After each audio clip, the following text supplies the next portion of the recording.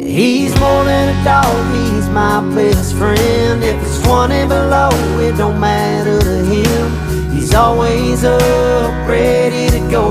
Load up in the truck and sit in a hole.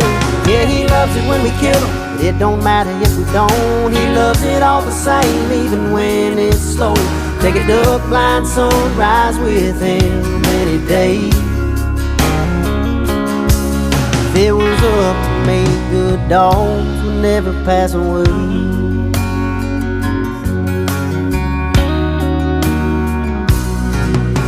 Brought him home at 6